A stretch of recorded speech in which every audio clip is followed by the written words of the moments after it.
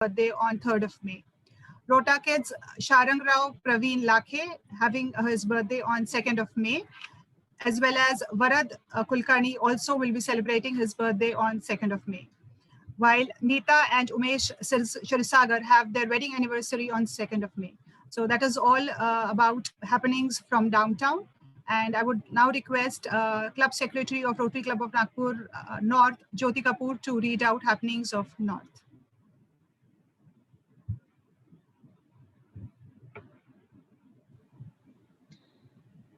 Thank you so much, Pratiksha. And thank you so much, Rotary Downtown, for having this joint meeting with us with Rotary Club of Nagpur North. Happenings of the month for Rotary Club of Nagpur North in the month of April. I will start with the happy note here. We had birthdays of Dr. Rotarian Manoj Arora on 11th of April. 14th of April, Rotarian Navneet Singh Jolly celebrated his birthday. 14th of April again, Rotarian Lakshmi Chand Kungwani celebrated her birthday. On 15th, it was Dr. Sangeeta Arora's birthday. On 17th of April, we had Rotarian Chitra Doltani and Rotarian Veena Verma who celebrated their birthdays. On 19th, we had Deepak Ahuja and Rotarian Girish Phule. And on 20th of April, we had Rotarian Swapnil Bandh and Rotarian Parvinder Kaur Ubroy who celebrated their birthdays again. On 21st of April, Vijaya Kotwani, Rotarian, she celebrated her birthday. On 24th of April, Rotarian Nikhil Kriplani celebrated his birthday. 30th of April, that is today, Hashu Ambani, our president-elect, is celebrating his birthday today. Rotarian Sanjay Arora and Rotarian Kapil Hirani, they are celebrating their birthdays today. Hashuji, wish you a very happy birthday. On 14th of April, on 14th of April, Rotarian Harish and Riya Gidwani celebrated their anniversary. 17th of April, Rotarian Harish and Meenal Mungse, they celebrated their anniversary. On 21st of April, Rotarian Girish and Vinita Sadhwani celebrated their anniversary. And on 27th of April, Rotarian Narayan and Divya Khatri celebrated their anniversary. So with these notes, there is some sad news as well. We are deeply saddened to inform the demise of grandmother of past President Sudhir Dhara and Treasurer Vinay Dhara on 18th of April. Shri Bhagya Chandra R. Khatri, father of Rotarian Narayan Khatri, he passed away on 23rd of April. And Shri Sri Chand Keval Ramani, father of our Rotarian Roma Jwarani, he expired on 23rd of April. May their souls rest in peace. And with the other happenings on 12th of April, under the directorship of Preet Rupani Women Empowerment, the series of counseling sessions are arranged for the inmates of Shaskiya Karuna at Patankar Square by Councillor Shabina Hassan. On 13th April, RCNN started its vaccination drive at Arneja Hospital under the leadership of President Kamlesh Chotwani. On 18th April, 100 liters of sanitizer and 500 masks were provided to the jail authorities for its inmates. Rotarians instrumental in this project were Club Admin Bharti Dua, President Kamlesh Chotwani, Medical Director Nand Tehyani, and Sports Director Vikram Sangtani. 24th of April, Project Oxygen Concentrator was initiated, and so far RCNN has got 5 of them sponsored and procured 1 which is being used by the needy people. 27th of April, President-elect Hashim Vani is instrumental in plasma donation project organized by District 3030. Lots of papers have donated plasma, and there are other members who are coming forward for plasma donations. On 27th of April, PP Rajesh Kriplani has distributed 400 packets of food to the needy people. And on 28th April, with the request of DG Shabbir Sir, RCNN so far collected almost 3 lakh for the purpose of helping city administration to strengthen the medical front of the city. So that is, as of now, with the happenings of the month of April. Over to you, Pratiksha. Yeah, thank you so much, Jyoti. With this, I request President Rotarian Kamlesh Chotwani from Rotary Club of Nagpur North to please give his opening remarks. Kamlesh sir, please. Good evening everyone. मैं 2 लाइनों से अपनी आज की शाम की शुरुआत करना चाहूँगा। बेहतर से बेहतर की तलाश करो, मिल जाए नदी तो समंदर की तलाश करो, टूट जाते हैं शीशे पत्थरों की चोट से, तोड़ दे पत्थर ऐसे शीशे की तलाश करो। Friends, this is the reason why we are all here today. Today, as you all know, that we all are facing this pandemic situation. I know कि यहाँ जितने भी लोग हैं हमारे बीच में, वहाँ कहीं ना कहीं किसी का फ्रेंड या किसी का फैमिली मेंबर या किसी का दोस्त, किसी का भाई, everybody has suffered and gone through difficult times in last 1 year.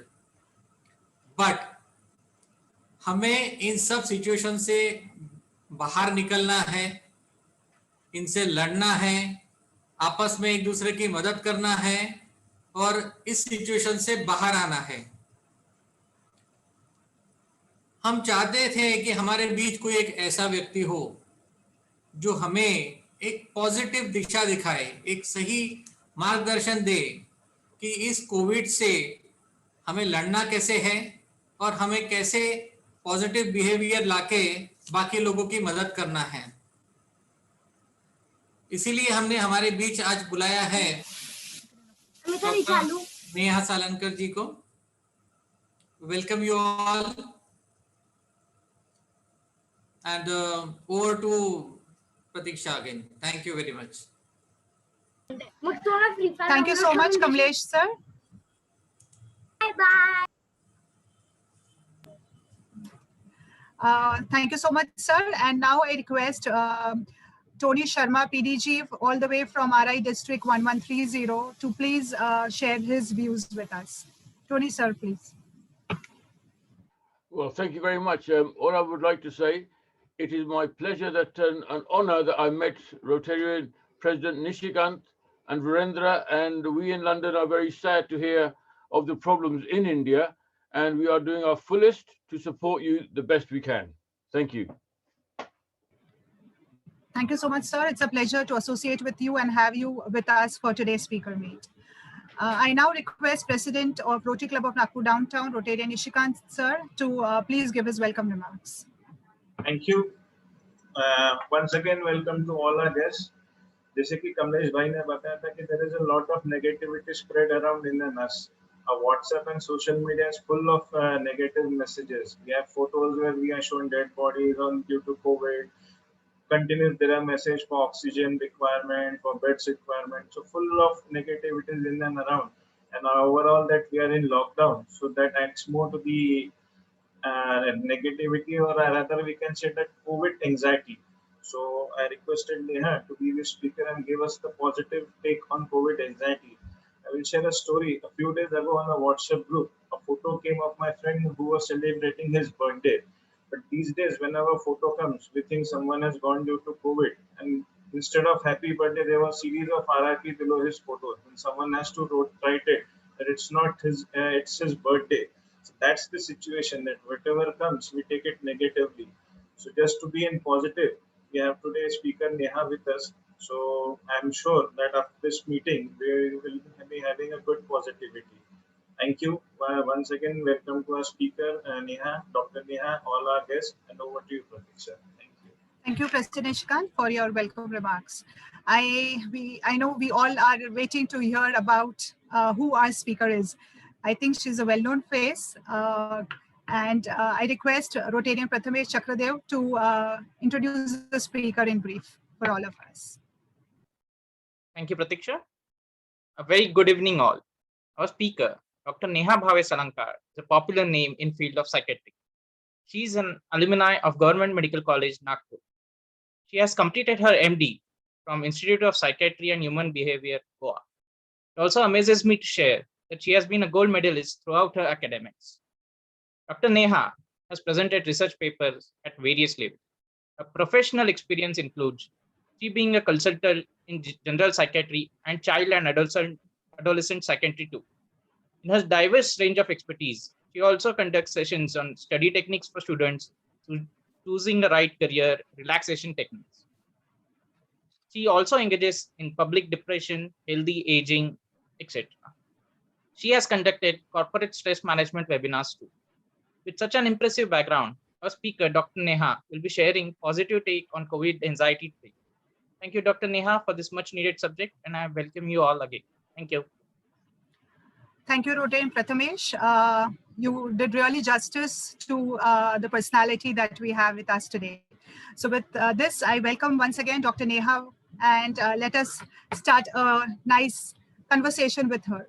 So I just make an appeal that if anyone has questions, they can put it in the chat. Yeah. So we can take that questions post session. Yeah.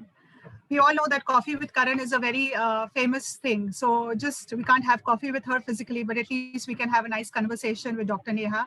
So it will be a more of a light, easygoing session today, and not the monotonous presentation that we are having for COVID from the last 1 year. So if any of you have any questions, please feel free and type those questions in the chat box. We'll take up those questions after initial few questions that we have planned for her. Is that okay? So with this, it is said to be calm is to be really powerful these days.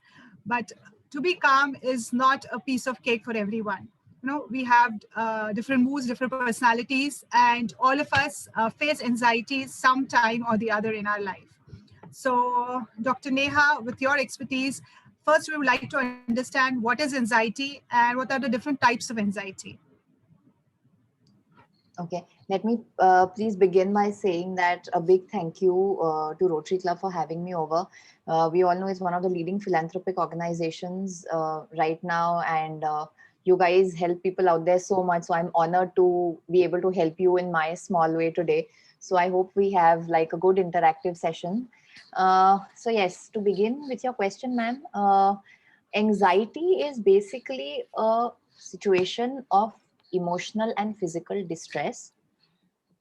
Stress सबके life में होता है. Stress can be negative stress or positive stress, but once it crosses a healthy boundary, we term it as anxiety, and then it is manifested in various emotional or physical disturbances. So if I'm talking about emotional symptoms, there'll be a lot of worry, a feeling of restlessness or irritability, चिंता करना जिसको बोलते हैं, and you know, you feel upset for trivial things or no reason.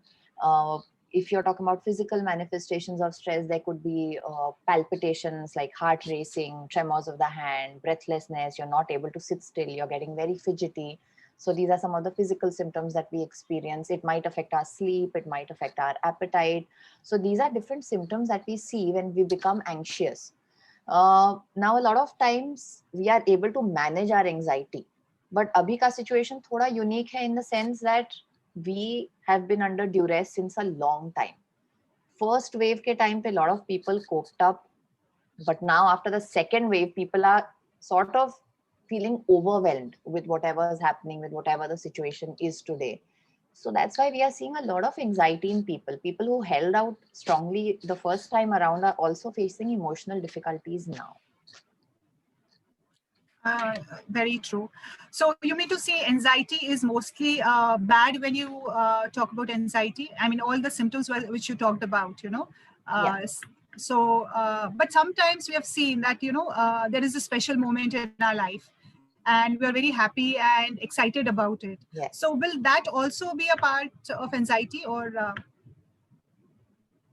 उसको typically हम stress बोलेंगे. You know, there's good stress and bad stress. It's like you've got a job promotion, so you're happy, but it comes with bigger responsibilities, bigger working hours. So that could be like a good stress. There's a wedding in the family. You've got a lot of work to do, a lot of things to juggle, but that's a good stress. Bad stress is when it is starting to affect your health negatively, when it is dampening your work productivity, when it is affecting your quality of life. That's when we term it as anxiety.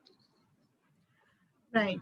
So we all know that this COVID pandemic has given rise to anxiety, and we all are going through different symptoms. Do you think this anxiety can have different kind of expressions according to the personality or the age group that you belong to? Yes, absolutely. People manifest stress or anxiety differently. क्योंकि हर एक के coping skills अलग होते हैं, उसी तरह हर एक के एक्सप्रेसिंग के भी स्किल्स अलग होते हैं. While for some people it might be more at an emotional level where they are worried or irritable or, simply lost in their thoughts. For others, it might be more of an outward expression where they are shouting or doing chit on the family members, or they are, having crying spells, or they are not feeling like talking to anybody, and they've, become, they've gone into a shell. For children, it differs greatly from the way adults express it. So in children, the common things that we are looking at right now is one is boredom. Of course, they don't understand what's happening. They don't understand why there's so many restrictions, and they just, there's a lot of boredom. There's a lot of irritability because they are stuck inside the house. They're not allowed to step out, not allowed to have their physical running around activity that they would have before. And they are picking up the anxiety that the parents are having. So that's kind of making them worried that is it a troublesome time? What is happening? Why are my parents anxious? So for the elderly, it's a little different because the virus we know is more deadly for the elderly, especially for the ones who are living alone, where there's just an elderly couple living with nobody else to help around in the house. They are manifesting these kind of worries differently. So according to your age group, according to the social support that you have, according to your financial resources, everybody is right now manifesting stress differently. I mean, I'm of course speaking something very much pertaining to the current situation, but yes, everybody is differently manifesting it. So can there be a way out in which parents and children can balance and not feel very anxious?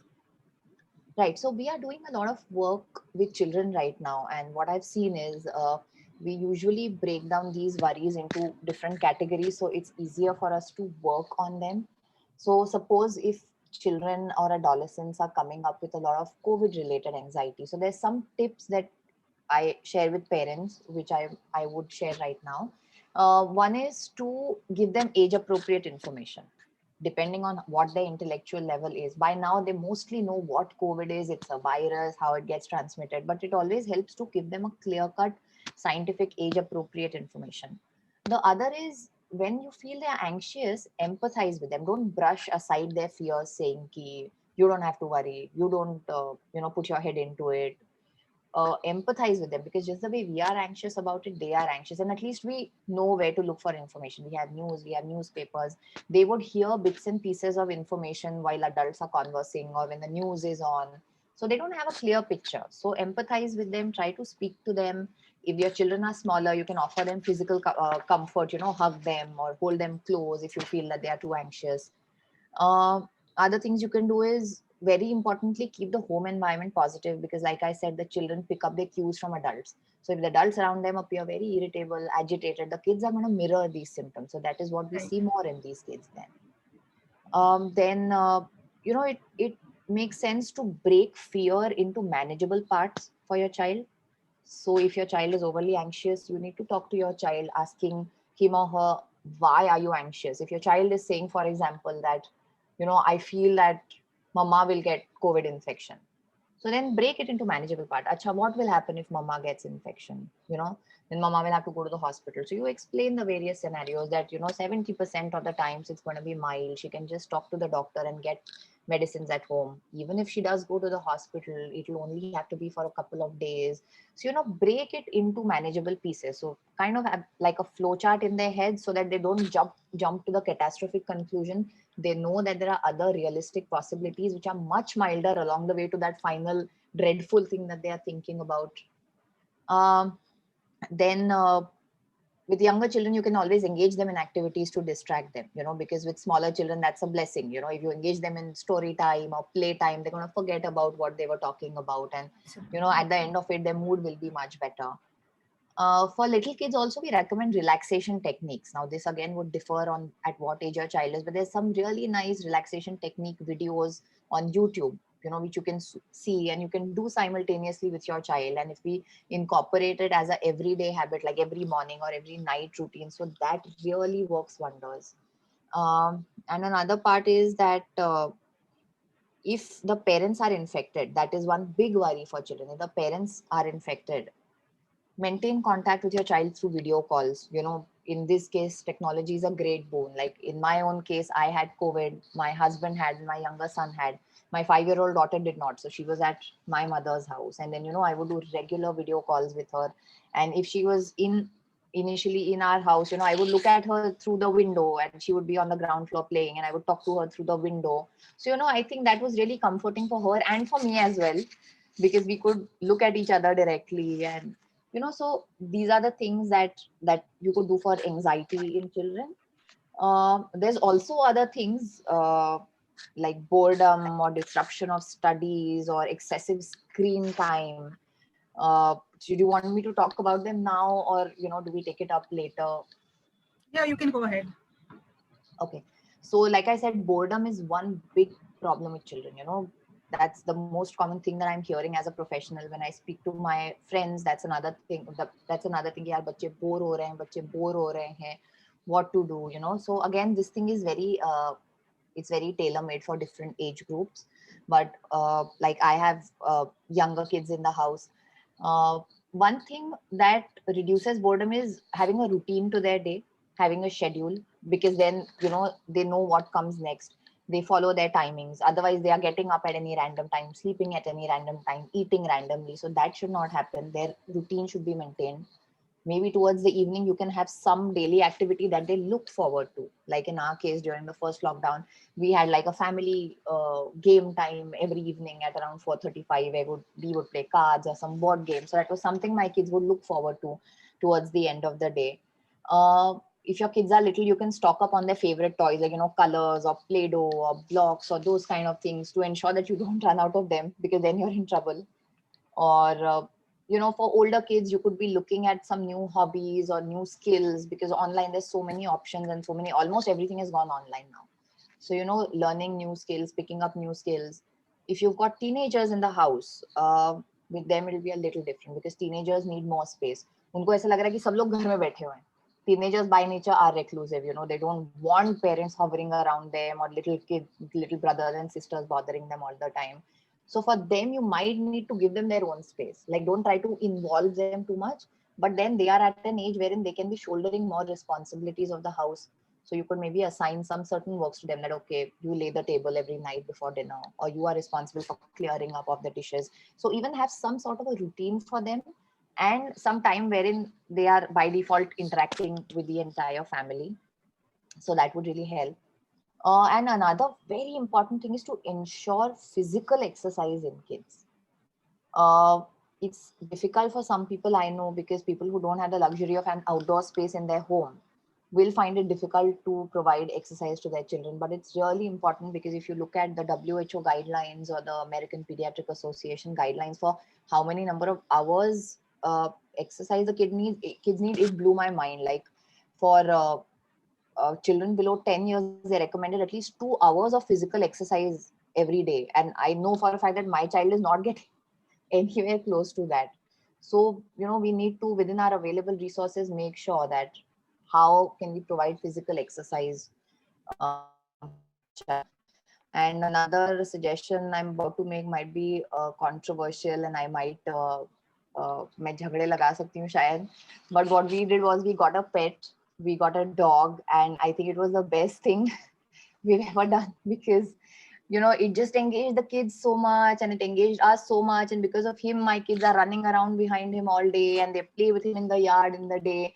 So I think it was great timing to get a pet. So those of you who've been contemplating or thinking about it, I would highly recommend it. Then studies have suffered. For a lot of children, studies have really suffered this year.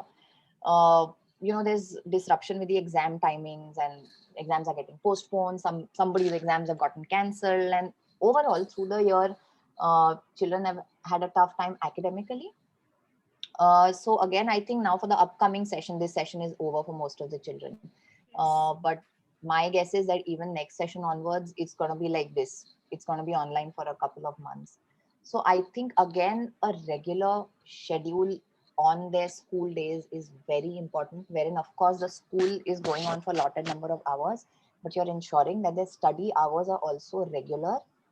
इसको हम psychological priming बोलते हैं. Like when you go into a classroom and that whole setup of a blackboard in front and the desks in those rows, it primes your head for studies, for education. Like I'm going to sit here and teacher's going to teach something. That makes my brain more receptive for what the teacher is going to teach me.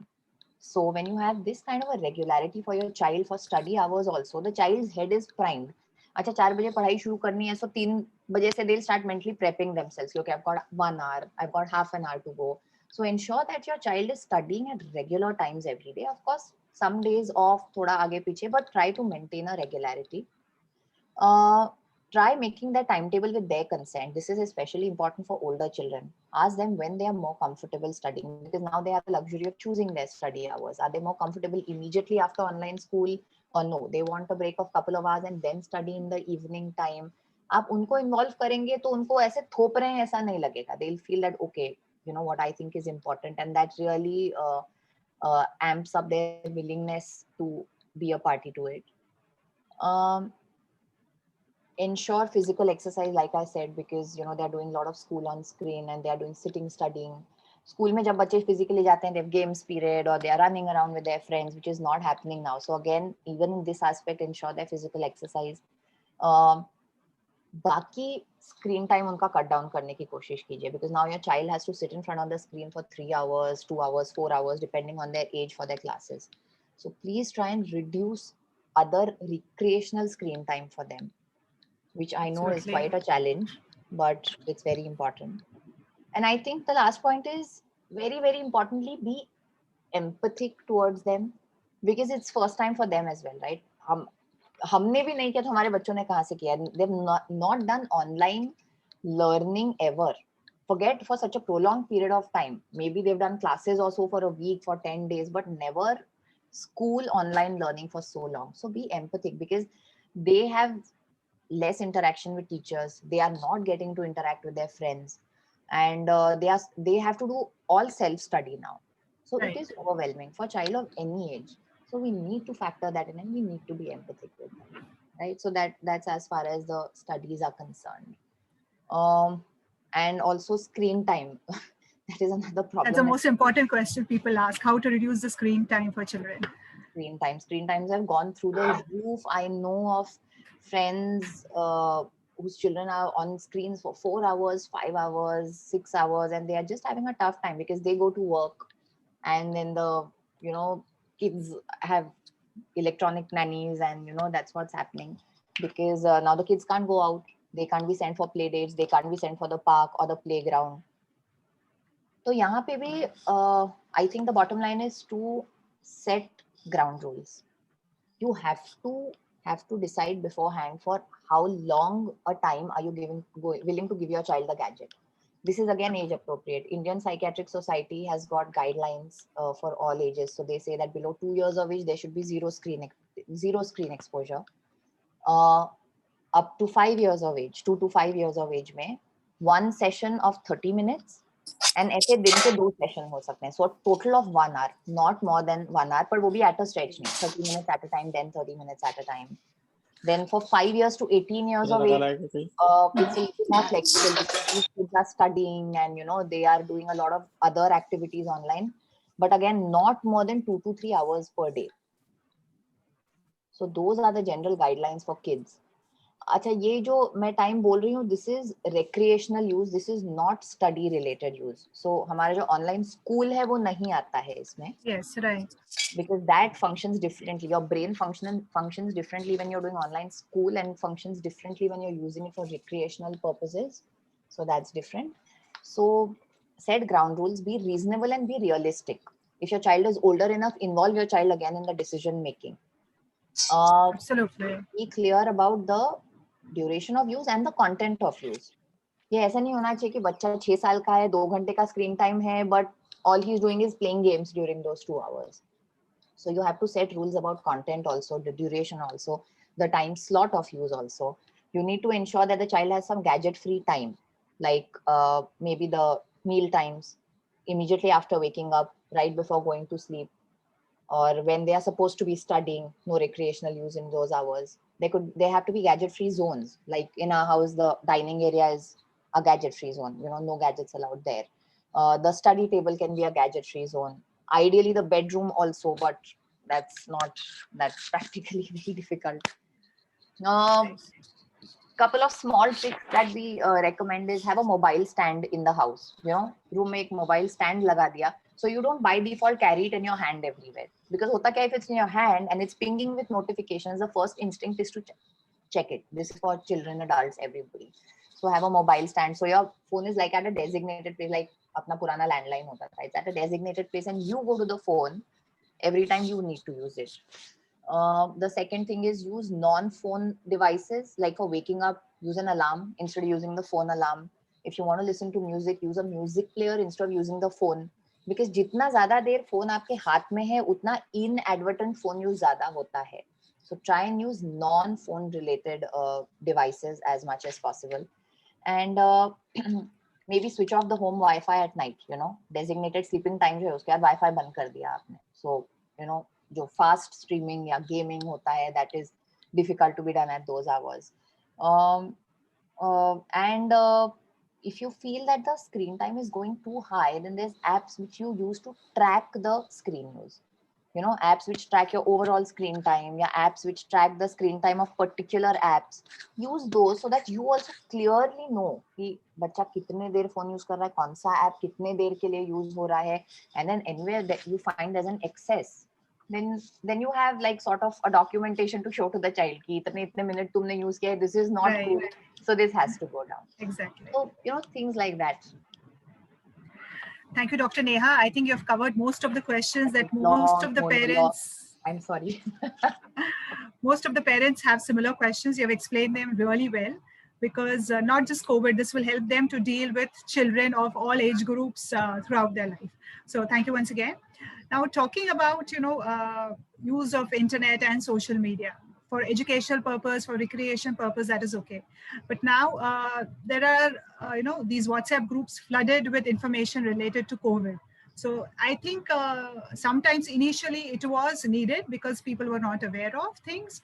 But now the tsunami of information that is there. So I think that is relating, that is increasing the anxiety and stress amongst the group members. So how can people stay away? Is it a good idea to be part of these groups so that, you know, in case of, if you need a hospitalization or some help, you should be aware of, you know, friendly people in the group and, you know, ask them for help. But in other conditions, it might be really stressful. So how to utilize these forums, or should we stay away from them? Right. So I think that's a very important question in today's time, because subgroups पे यही discussion है. There's family groups से लेके professional groups, all the groups have these discussions, and it's virtually very difficult to escape this discussion. But I think some simple things that we can do is, and I would also, this also comes from personal experience, I think the most important is we need to learn to ignore. Unless you have an agenda, somebody asked you for help, I personally don't get into the details of all these COVID forwards that come, you know, because one glance at the message shows you that it's a COVID related message. So I personally would just ignore most of these messages. Secondly, there are some groups with very heavy flow. So then I mute notifications for these groups, which is a good idea, because then your phone doesn't ping continuously, you know, giving you that urge to check the phone. If some groups are getting particularly difficult for you to handle and they're not that important, you can always leave those groups. Or, you know, if it's a professional group, then, and you're one of the admins, maybe you could change the setting of the group to something like only admin can post a message, so that unnecessary messages don't come, and whatever messages do come, they are routed via you so that you can post them after verifying them. Another important thing is don't forward messages unless you yourself are aware of the authenticity. कई बार होता है ना कि हम message forward कर देते हैं without really knowing whether that message is authentic or not, and that is how the chain grows. If every person would stop to verify the authenticity of the message that they got, इतना flooding नहीं होगा messages का. So I think personal verification is important if you are really intending to help somebody out. One important thing is to avoid heated political or religious discussions on groups at this point of time. People get passionately involved in it, and आजकल तो time इतना है सबके पास कि अरे मोदी ने ऐसा किया, अरे कांग्रेस ने वैसा किया, अरे this community का religious gathering and उनका. So see, when you are face to face and talking with each other, some light discussion is okay. But what happens here is कि इतना ऐसे tunnel vision हो जाता है, and then people just discuss that and it will go on for 100, 200 messages. And nobody comes out of these discussions happy. Everybody is left frustrated or feeling unpleasant. So I think it's very important to not engage in those heavy discussions right now, because that just gives you like a more negative frame of mind. Yeah, what you can do is that if you have very like-minded people, only 1 or 2 people like you, maybe you can make a small group with those 2-3 people जहाँ पे दिन के सिर्फ 1-2 ही posts आएंगे, but decide कि कोई positive post रहेगा. So some good news, any good news, you know. So maybe, but only if you are like-minded people and not then वो group में flooding नहीं हो जाना चाहिए. So like Right. that. And वैसे तो it's important to restrict social media. The guidelines, American Psychiatric Association says कि no social media use for more than 30 minutes in a day, which is WhatsApp. Not just social media, you know, like even the TV channels or the newspapers are flooded only with numbers of deaths, and you Yes, know, yes. so that's really negative. Not just social media per se. Yeah, totally.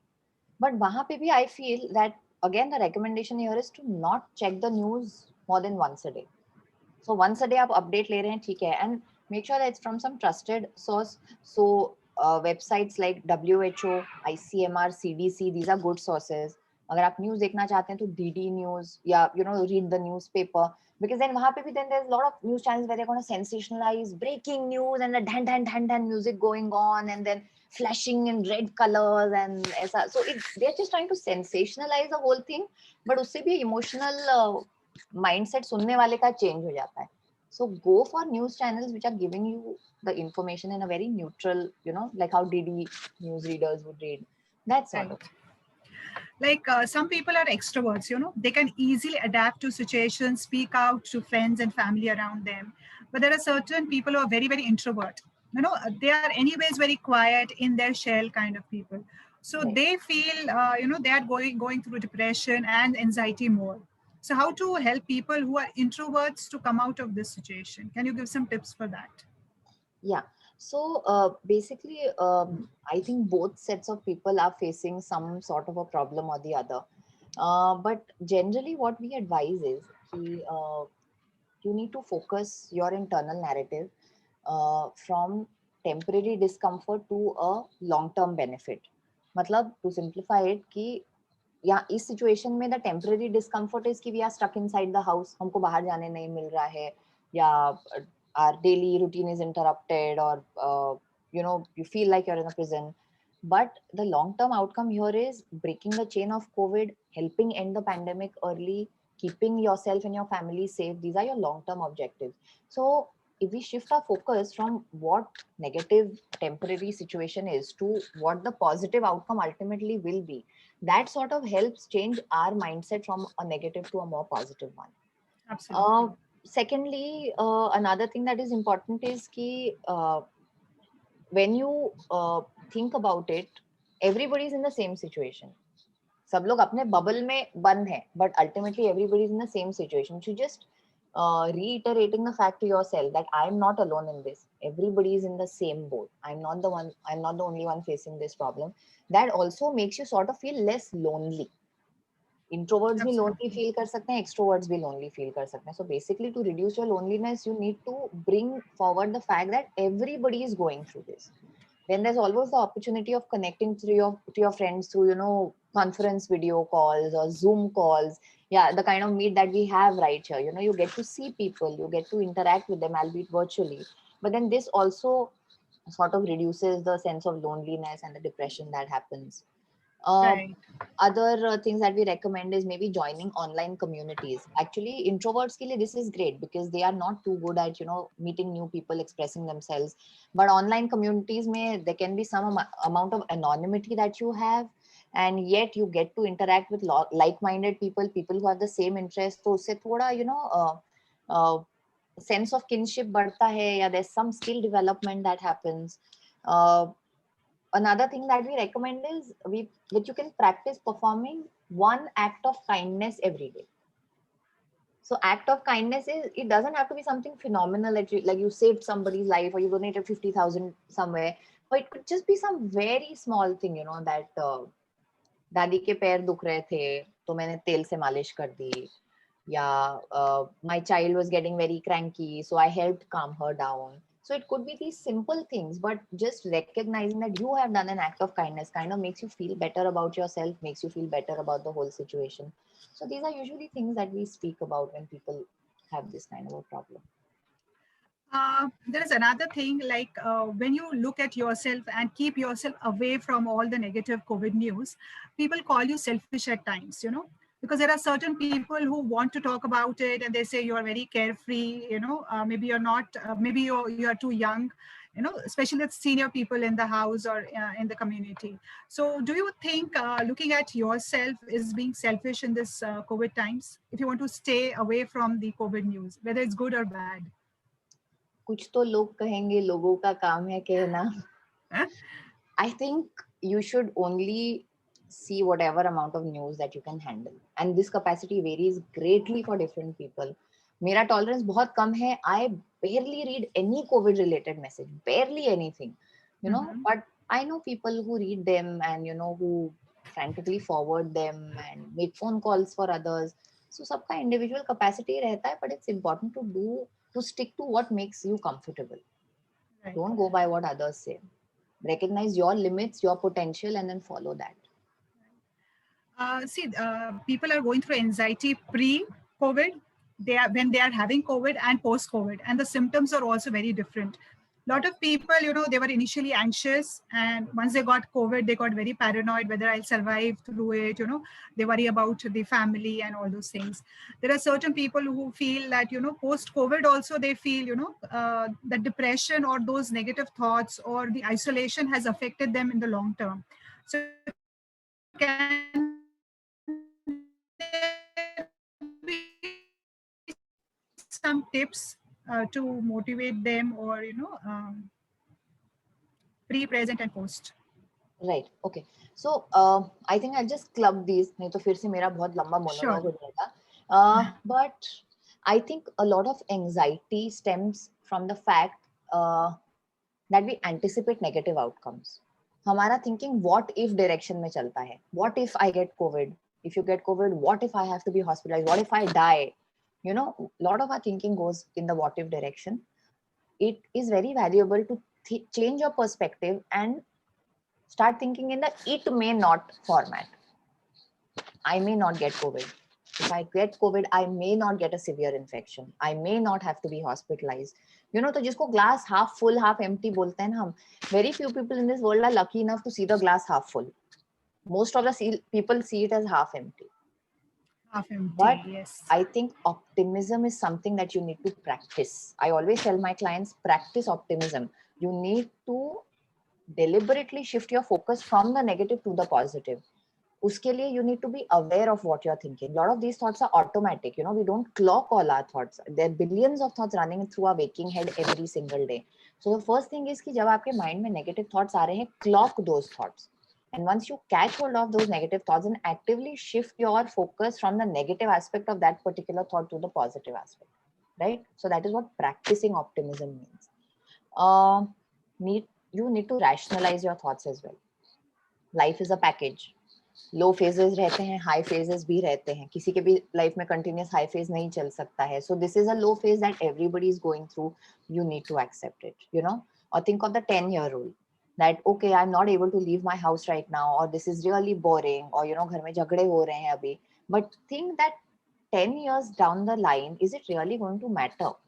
This temporary discomfort is not going to matter 10 years down the line, right? So you need to have a futuristic, a long-term perspective in mind. You need to rationalize your thought. You need to be optimistic.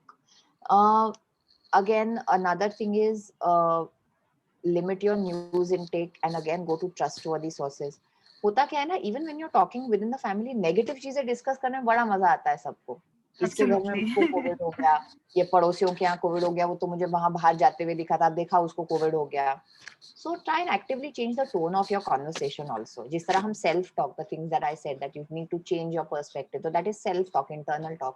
जिस तरह आप internal talk change कर रहे हैं, अपना external talk भी change कीजिए. Try to discuss about more positive things. Don't discuss about COVID at all. As a family, there's so many things that we can talk about. Another thing that we can do is have a sound financial planning, because that really is also at the center of so many people's anxiety.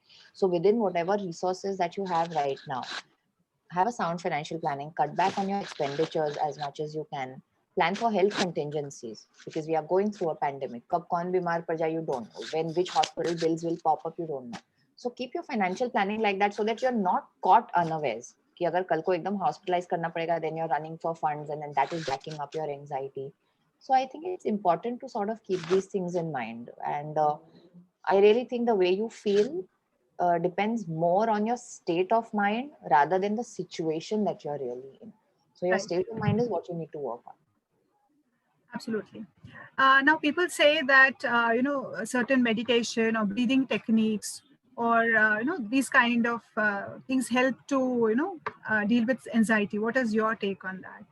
Absolutely, 100%, because this is all hardcore evidence-based medicine.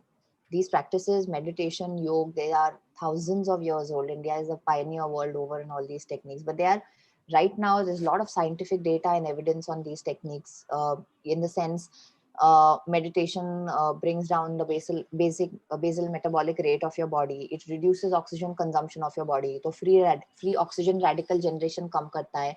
What oxygen radicals do is they cause aging of the brain, they cause aging of your body. Then when you exercise, endorphins are released in your brain. Endorphins are your natural mood elevators. They are the happy chemicals of your brain. So when you exercise, then you feel happier, you feel more relaxed. It helps you sleep better. It makes you more alert during the day. Breathing techniques are excellent techniques for relaxation of the body. When you are anxious, you are holding up a lot of physical tension in certain parts of your body, typically in your neck muscles, in your back muscles. So when you practice breathing techniques, you learn to relax muscle groups of your body, which eases a lot of physical tension and consequently reduces the mental tension as well. So all these are very, very effective techniques. But the only thing is you need to regularly practice them. That you do meditation for one day and next day you will feel fine. Aisa nahi hai. They're recommended more as lifestyle modifications rather than a one day use technique. Absolutely, yes. But for people who, we have a fitness group in our club, but there are a lot of people who are not motivated enough to look at fitness or, take up these breathing techniques and stuff. So do you think simple solutions like watching humorous movies or talking to people around, playing with children can be an easy solution for such people? Absolutely. And this is true for older people also. कि अब 70 years का age है तो हम उनको नहीं बोल सकते कि आप exercise करो. But yes, simple things like these, that comedy show चला दिया या funny movies लगा दिए या like you said, if you have small kids in the house, they're the best form of distraction for anybody. So yes, definitely these kind of small simple things are instant mood elevators. Absolutely. We talked about COVID and the anxiety-related symptoms and solutions you have given. Now, just getting back a little personal, talking about anxiety. Now, you belong to a very influential family, two well-known doctors in Nagpur. So, as a child, how did you deal with anxiety, and what tips can you give to young children? Who, parents keep on comparing, you have to do this in life. And COVID है कुछ भी है लेकिन पढ़ाई तो करना ही है. Though exams were cancelled, but how to deal with that pressure and that kind of anxiousness in life. Right. So इसमें दो aspects हैं इसके. To answer the first part of your question, anxiety as a child, I touchwood had a very anxiety-free childhood.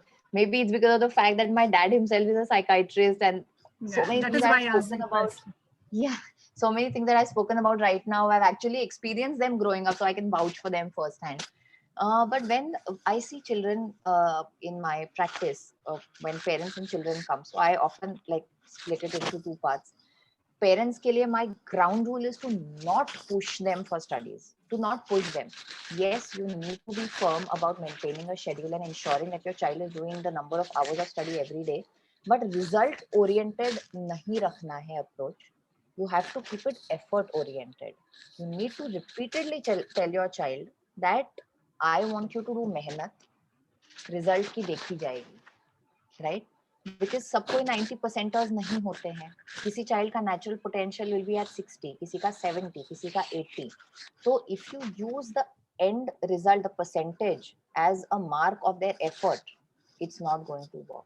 And it's going to be self-defeating in the long run because वो child का inner enthusiasm निकल जाता है, completely निकल जाता है. So what you need to do is you need to reward the effort and not the result in terms of rank or percentage, right? Another thing that we tell parents is that you need to recognize your child's potential and modify your expectations from them. सब किसी को अपने बच्चे के potential की idea रहती है. जिनके बच्चे 95% score करते हैं, they also know what their child's potential is, and those who are scraping by, even those parents know. So you need to modify your expectations, क्योंकि बच्चा अपनी intellectual capacity नहीं change कर सकता है, unless of course in cases where you know that the child has been a 90% and has dropped down to 50, then we need to explore क्या हो रहा है. But if your child has been a 40% first standard से, तो वो 10th में 90 नहीं आने वाले. So you as a parent need to modify your expectations of what the result is going to be, or of what, मतलब बच्चा बाद में engineering करेगा, IIT में जाएगा, lawyer बनेगा. You need to modify your expectations, be realistic about it, and don't pile them on the child. The older a child gets, when it comes to career, take their opinions into consideration, because children today are just, oh my God, so much more aware than we ever were at 17 and 18. So you need to speak to them about what they want to do, what are the career options they have in mind, and you'll be surprised at the clarity of thought of a lot of these children. Like even after 10, so many of them know what they want to do, which exams they need to appear, if they want to go abroad for their studies, which universities they might be interested in applying to. So speak to your child and respect his or her intelligence. To the children, I often speak to them about study techniques. I reinforce what are the right study techniques, because that is really all that is in their hands. I guide them on how to study the right way so that they'll be able to maximize the number of hours they are putting into studies. Because we don't want them to just sit there and stare at their books and not have anything go in their heads. Or even if they are reading, तो वो आगे उसको याद रख पाए, apply कर पाए, reproduce कर पाए exam के time पे भी. So with the children, I mostly work on study techniques, and with the parents, I mostly work on the emotional aspect of it. And I also reassure the child that मैंने mummy को समझा दिया है. That's very important. Yes. So they have that kind of a rapport with me, so that they come back to me with any other issues that they have in their subsequent sessions. And when I speak to them about study techniques, so the parents also feel that the child is getting some concrete input. Right. Questions from the participants. One very important question is about social distancing and isolation. Fine, we all are maintaining social distancing outside, but a lot of people are facing the isolation problem at home itself. Yes. Maybe the elders are vaccinated, but not the younger ones. And then, inside the home also, people are talking on phone and maintaining that isolation. And somewhere, the elderly especially, they are feeling more depressed and, missing that touch and feel, So do you have any solutions for that? Right. हो रहा है, especially in order to protect our elderly also, we unfortunately kind of have to maintain a distance from them.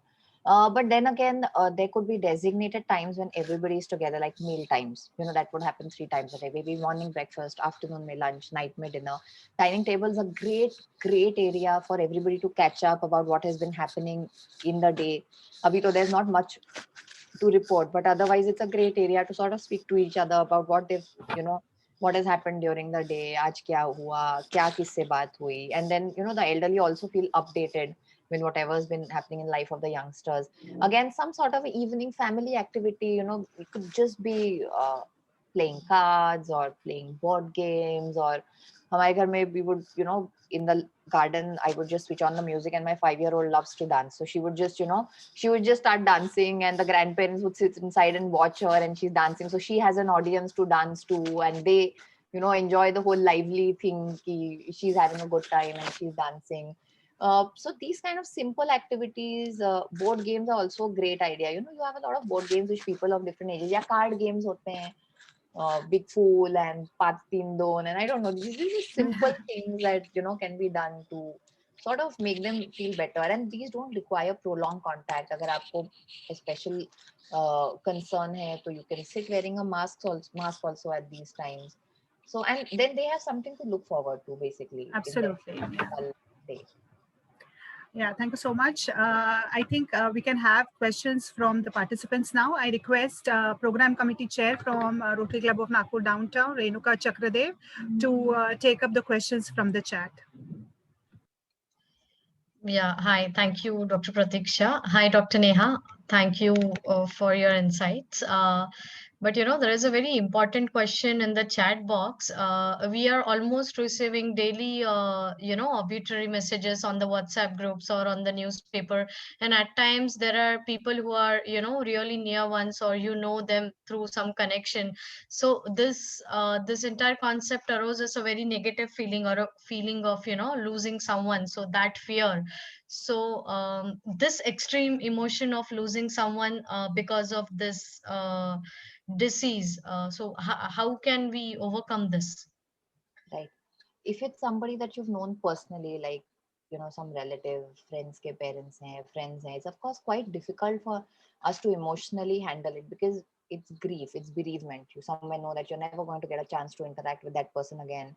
COVID में ये बड़ा बेकार है कि you don't even get to pay your final respects of, say, Yeah. goodbye one last time. So closure नहीं मिलता है कई लोगों को, they don't get a closure on that person's absence. I think it's important to allow yourself to grieve for people who've been important to you in your life. If you sort of try to push that away, if you try to distract yourself from these thoughts, it'll all keep piling up in your head. And जब किसी भी प्रकार का pile up होता है sir में, it's not good, because it is going to explode at some point of time. Either internally explode होगा या externally, but it will explode. So it is important to allow yourself to experience grief. You can say that, okay, I give myself 1 day or 2 days to sort of reminisce about this person, talk about this person, or even allow myself to cry, or if the intensity of emotion is that much. So give yourself time to heal from that process, because everybody's, unfortunately, a lot of people are experiencing grief right now. Lot of people. We Yeah. all know people, whether very close or a little peripheral, who've been perished by COVID, who've been, who are having permanent long-term problems because of COVID. So allow yourself time to grieve. It's important. It's more about instating the fact that emotions are valid and they deserve to be felt. And since Strong we ones are, like grief, they yeah. need to be acknowledged. Since we are on it, there is, all these associations are talking about developing empathy, or maybe improving the emotional quotient right from a very tender age. So how do we as Indians, we are in a juxtapose between something which is developing and yet stick to its roots. How to sort of inculcate this empathy as a value or as a practice amongst our children, and reinstate that. Right. I think that's a very important question. And like you said, we have very strong cultural roots. The plus point that we have is that हमारे culture में society के relations को बहुत importance दिया जाता है. Lot of us live in joint family setups. Even if we don't, we mostly have a multi-generation family with grandparents and parents and children living in the same house. And there's frequent social gatherings, and we turn up at each other's places unannounced, and we socialize very often with each other. So इस process में होता क्या है, children from a young age are attuned to picking up emotional cues from people. In our setup, I'm talking about an Indian setup. Grand parents की तबीयत ठीक नहीं है क्या, घर में दूसरे कजिन्स हैं, उनको कोई डिफिकल्टी फील हो रही है क्या, मैं क्या कर सकता हूँ हेल्प करने के लिए. Parents are quite encouraging for children to help out with their cousins और grandparents. So I think that is a crux of it, when they are able to identify कि सामने वाले को तकलीफ हो रही है, and they feel the need to be able to help them. And ये modeling से आता है. Modeling मतलब when the parents keep doing it themselves, the children see that being done and they pick up on it. So ये हमारे इसमें काफी अच्छे से integrated है in our family setup. But yes, if you are in a nuclear family and you want to encourage a better emotional quotient in your child, then these are the things that you can draw the child's attention to be aware of some suffering that the other person is having, how you can help alleviate their suffering. If somebody is feeling happy, how you can genuinely be happy for that person and celebrate it, because empathy is not only about the negative emotions, it's also about the positive emotions. How you can for the children, how you can even basic things like sharing is caring. You're encouraging them to share their toys and share their colors or whatever with other children. अच्छा इसके पास नहीं है, आप अपने share करोगे क्या? These simple things, when you start from childhood, be it in the family environment or school environment, that sort of helps them become more tuned to others' emotionalities and helps them react better in such a situation. Very true. There's a question from past President Virendra Patrikar. Which age groups or the age bands, according to you, are facing, more problems or sort of vulnerable in this prolonged pandemic? I think it would be the extremes of age group. It would be the elderly and the youngest children for different reasons, of course.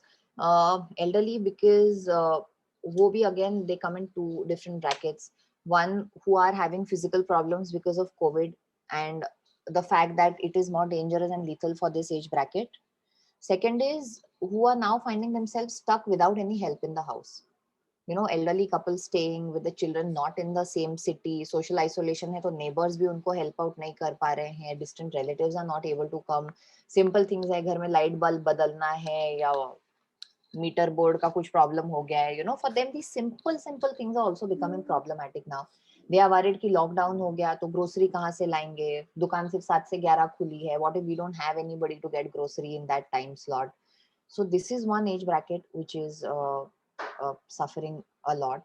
And the second is kids. Like I've spoken at length about the kids because they don't really have the emotional and the intellectual maturity to understand what is happening. They just know something momentous is happening, but they don't really understand why it's happening or why they have to follow all these restrictions. And because they can't, then it's ending up frustrating them. And of course, it's a huge change for their schedules as well. So it's difficult for the kids. Yeah. With this situation of people at all age groups, generally being vulnerable, this concept of soundboard, having someone as a soundboard, is really important. So, sort of how to identify or how to relate to soundboard, and then there are again two connotations to it. Someone very well, or someone who is close to you, or maybe at times people prefer a third party soundboard. So how to gauge this, if you can elaborate on it? Right. So basically, what happens is because we are in social isolation right now, there's less opportunity for social interaction. लोगों से इतनी बातचीत नहीं हो पाती पहले जैसे. तो जिसको बोलते हैं ना बहुत सारी अनकही बातें रह जाती है. You want to talk, you want to tell this, you want to tell that, but because you're not getting to meet people physically and maybe you're not so comfortable doing it over the phone, there's so many things that you want to say but you're not able to say. या फिर घर में वही 4 लोग हैं, उनसे वही बातें हो चुकी, 1000 बार हो चुकी, कोविड की बातें हो चुकी, अब फिर से क्या वही बोलना. So you want to sort of vent out to somebody new maybe. So there can be two aspects to this. One is you have friends who you can call up. अच्छा, इसमें another a very difficult aspect is also of domestic abuse. I know of so many women who are living with violent partners, with abusive partners, and they are having a very, very difficult time coping up right now. They don't have anybody to turn to for help. They don't have any escape from the house. So, this soundboard you are boling, that is basically venting out. So that could be with a trusted person who you trust, who you can share your inner thoughts with. It could, if you just want to, let go of a lot of frustration, it could just be a friend who you could chat up with. Or if it's some deeply troubling psychological issues, like I said, if you're in an abusive relationship and it's becoming very difficult for you, then you can always turn to professionals for help. Yeah, true. And since it's all about the extreme, there has been a considerable rise in suicidal tendencies. So, at times these thoughts just overpower you. It's sort of how do you cope it? It's a concern raised by our president from North, Kamlesh ji. Yeah. Right. If you notice yourself developing suicidal thoughts, it's time to consult a professional. There's really no other answer for it, because that we call it a red flag sign. Suicidal thoughts agar aapko aa rahe hain, you need to talk to a professional, because a suicidal thought is never an isolated thought. There's a lot of emotional distress and turmoil that goes behind that thought, which the person might not be able to pick up. But suicidal thought is often a culmination of a lot of emotional distress that the person is under. तो वो ऐसे पहाड़ बनते बनते बनते बनते you've reached a summit where you when you are thinking कि अब ये नीचे कूदने के अलावा और कोई रास्ता ही नहीं है मेरे पास. This is it. This is the end of the line for me. You need to speak to a professional. If you are hesitant, maybe you can take a family or a family member or friend into confidence, and then together go and speak to a professional about it, because this is something that we take very seriously. You cannot Yeah. predict impulsivity. You cannot predict impulsivity or the impulse to give in to those thoughts. If you're getting these thoughts repeatedly, please speak to a professional. Okay, and there's a thin line between when to consult a psychologist and a psychiatrist, and when should we know that we now need the medications to, that's the next step. So how to go on these? Right. India may actually, it's not, matlab, all variety of patients go to psychologists also and psychiatrists also. So the line is not very well demarcated in our country. We both come under the umbrella of mental health professionals. So if you feel, the bottom line is you need to consult a mental health professional when your quality of life is getting majorly disrupted. You are not able to remain happy, you're not able to enjoy life at all, your sleep is getting affected, your appetite is getting affected in either direction, or like we said, extreme negative thoughts like suicidal ideas. That is the time that you need to consult somebody.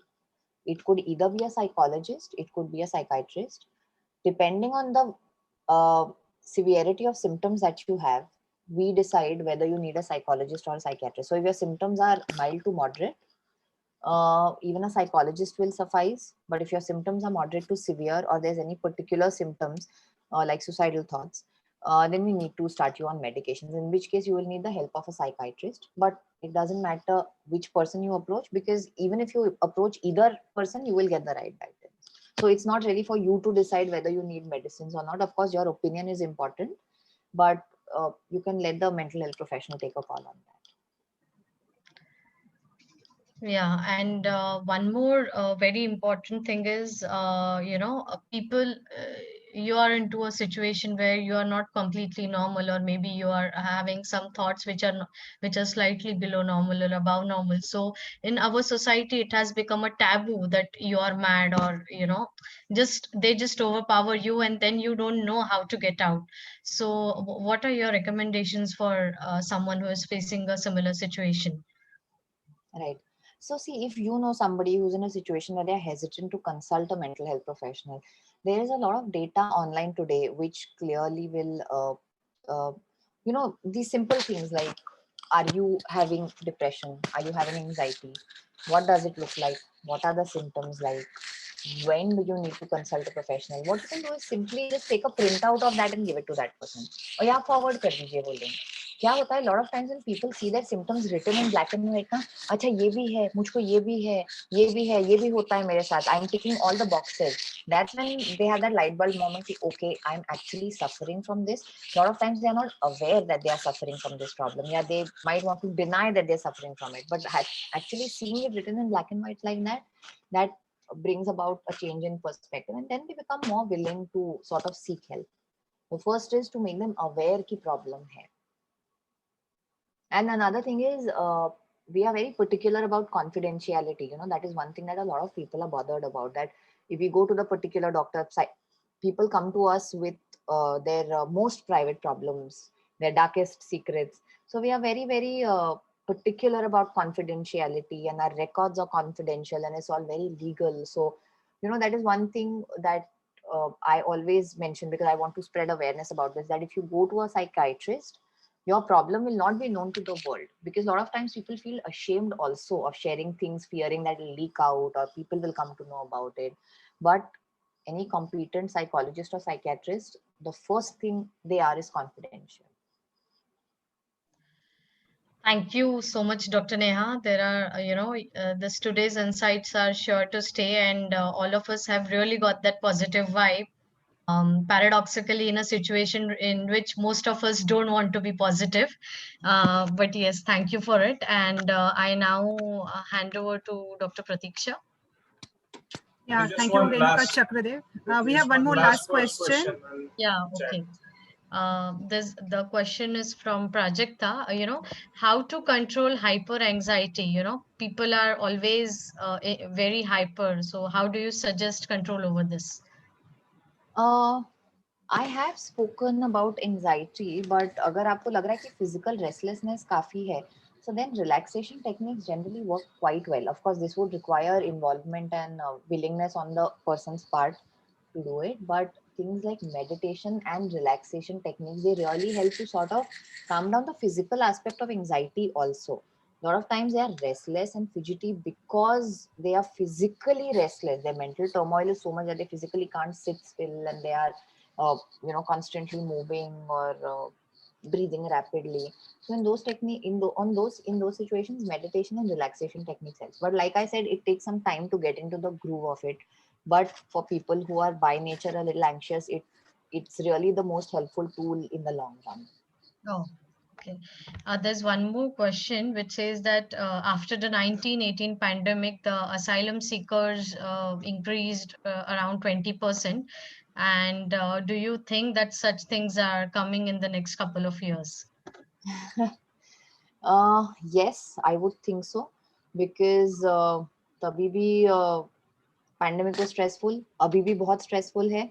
But I think we definitely have an upper edge in terms of technology now. Like, look at this forum, we interact with each other, we clear up the air, we speak about our doubts. So we sort of prevent things from snowballing.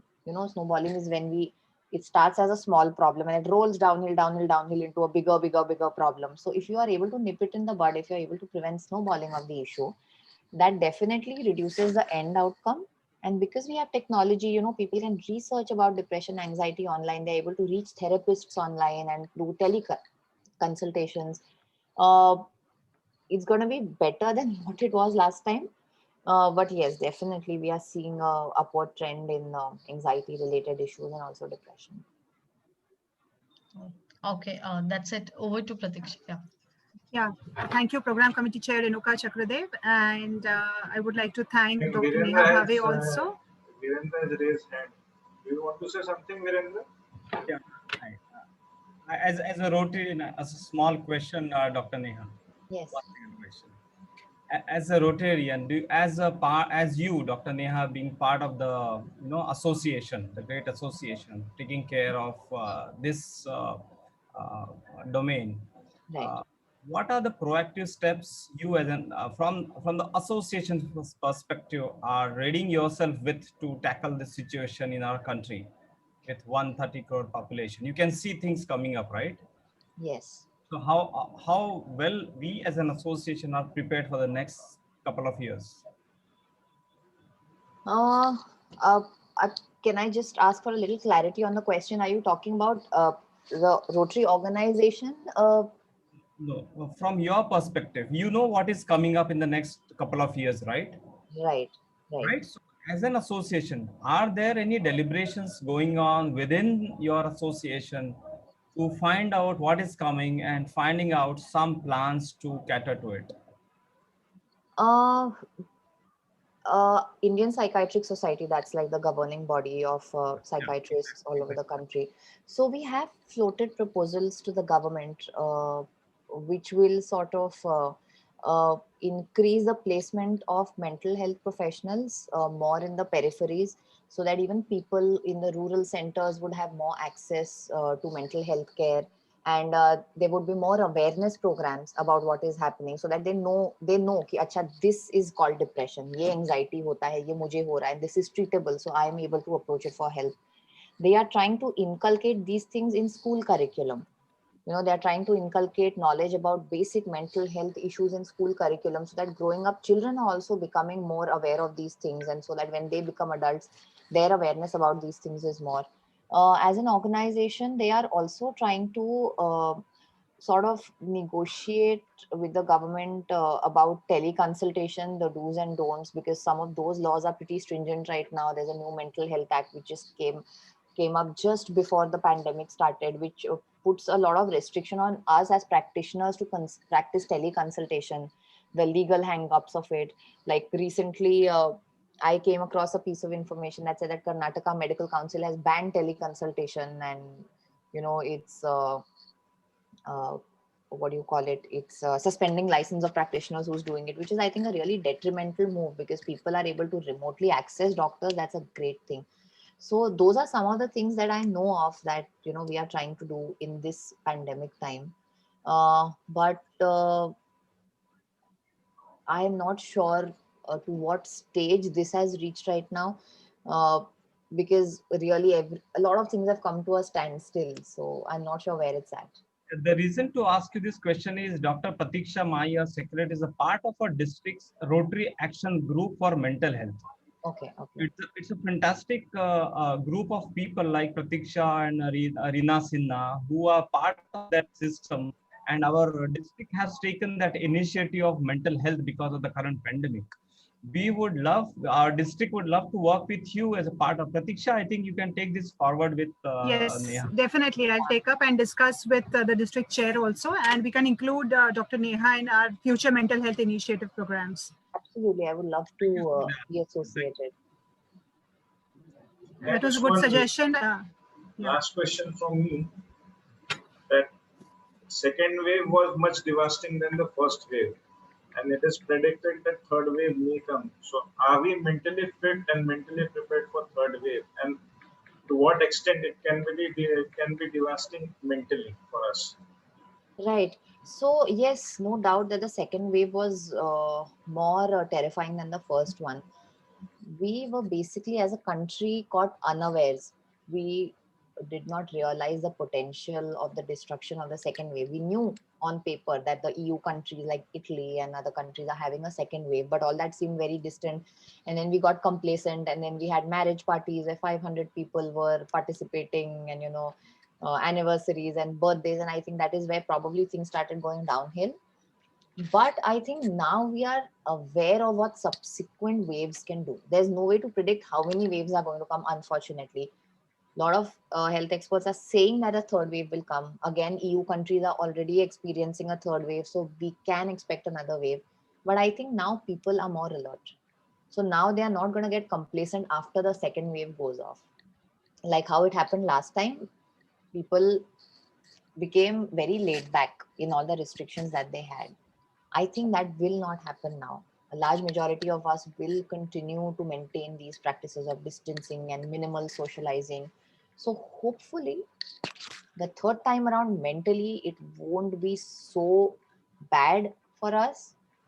But medical resources wise, I cannot comment, because right now there's a huge deficit of beds and oxygen and remdesivir and all those provisions. So it really depends on when the third wave will come. Will we be able to manufacture enough oxygen tanks and medication before that? Will we be able to set up new hospitals before that? That remains to be seen. But I think now we are all mentally more vigilant and more prepared that yes, subsequent waves are going to come. So we need to be on our toes about it. Thank you. Yeah, over to you, Pratiksha. Yeah. Thank you, Dr. Neha, for a wonderful session. For the formal vote of thanks, I request Club Secretary Rotarian Jyoti Kapoor from Rotary Club of Nagpur North to please present and thank Dr. Neha and all present here. Yeah, sure, Dr. Pratiksha. It was indeed a very insightful session. Thank you so much, Dr. Neha Bhave, for the deep information about how to be positive in these COVID-19 times, and definitely taking up very easy solutions towards it, how to handle the small kids and the teenagers and the adults as well, and how to give the appropriate age-appropriate information. And that is, I think, is the most important part and takeaway from this entire session. And secondly, definitely when you said the temporary uncomfortable zone, we all have to understand that this is a temporary phase and not the permanent one. So we all have to be very calm and composed in this entire period. And thank you so much, Dr. Neha Bhave, for this entire information. I'm sure every one of us are going to take back a lot of steps and implement them in our day-to-day life to stay positive. Thank you so much, Pratiksha, for taking up the session wonderfully and moderating it so well. My deep happy thank to PDG Tony Sharma from RI District 110 and Rotarian Suresh Parwane, RC Edgware and Stanmore for giving their valuable time for this session. Thank you so much, sirs.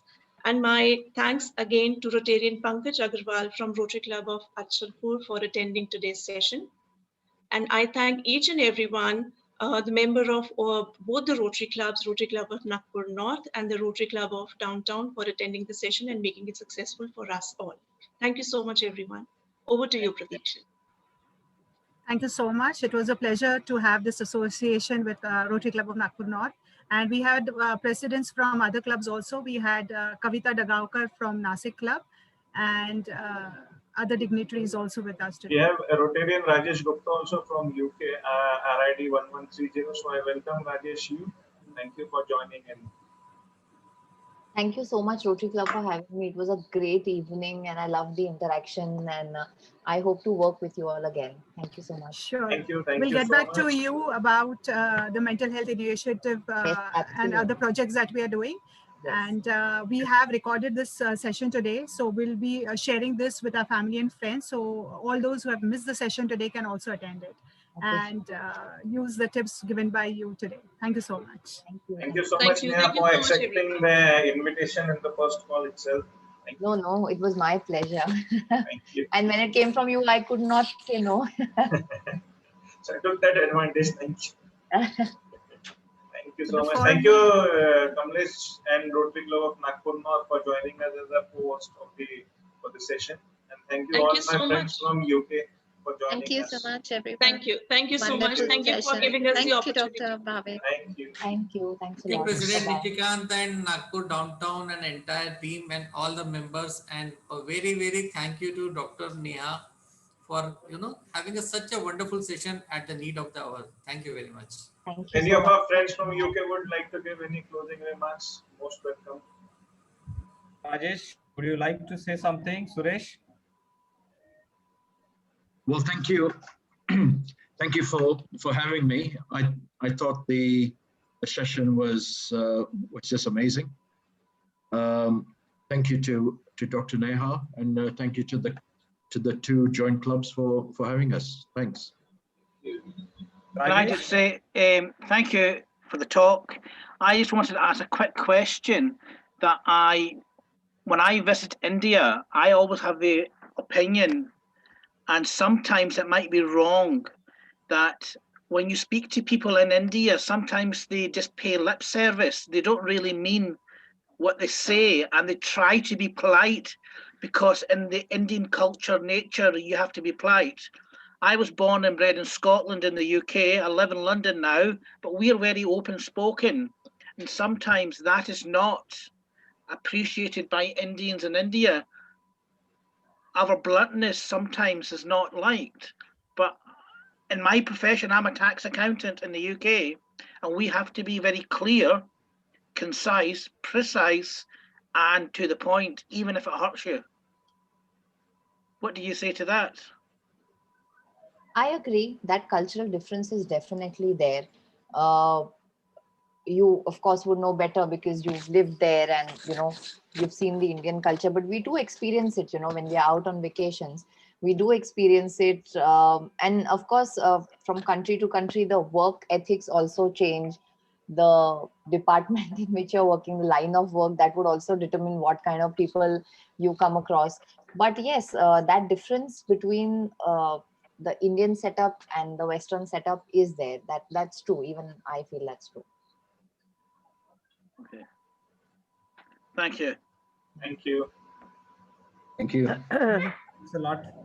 So मला पण काहीतरी बोलायचं होतं. हा doctor, मला तुम्हाला सांगायचं आहे की आपल्याकडे जे एक टब्बू तुम्ही म्हणाला की मेंटल इलनेस झाला तर डिप्रेशन झाला तर त्याला हे करतात. जर लोकांनी साधा हे विचार केला की जसं जखम होतात हातात पायाला, तसंच डोक्याला पण काही होऊ शकतो. आणि तसंच घरच्या लोकांनी जर त्याला फुल्ली सपोर्ट केला तर मला असं वाटतं तो व्यक्ती पटकन लवकर त्याच्यामधनं निघून येतो. फक्त त्याला बोलता करायचं आणि घरच्या लोकांनी जितका की तू कुठली पण कंडिशन मध्ये आम्ही तुझ्या पाठीशी आहोत. है ना? Definitely valid point. म्हणजे आपल्याकडे सोशल सपोर्ट एक्सलंट आहे इंडियन सेटअप मध्ये. आपला म्हणजे फॅमिली सेटअप किंवा society is very close net. So that is one of the results of better outcomes in mental health illnesses in India versus the world. आणि तुम्ही जो point raise केला that is definitely valid. म्हणजे we frequently counsel family members on this. कारण की बरेचदा family मेंबर्सला माहित नसतं. They don't know about the nature of it. So we make it a point to speak to them also about it. म्हणजे this is like a valid biological medical diagnosis. This is what the person is suffering from. आणि तुमच्या सपोर्टने खूप मदत होईल त्याला याच्यातनं निघायला. So that's a very valid point. Thank you very much. Thank you. So thank you everyone for joining. With this, we wind up today's speaker meet. Thank you once again for the wonderful session. Thank you for clearing all the doubts and tips. Pratiksha, we forgot to thank our own past president, Vivek Pathak ji.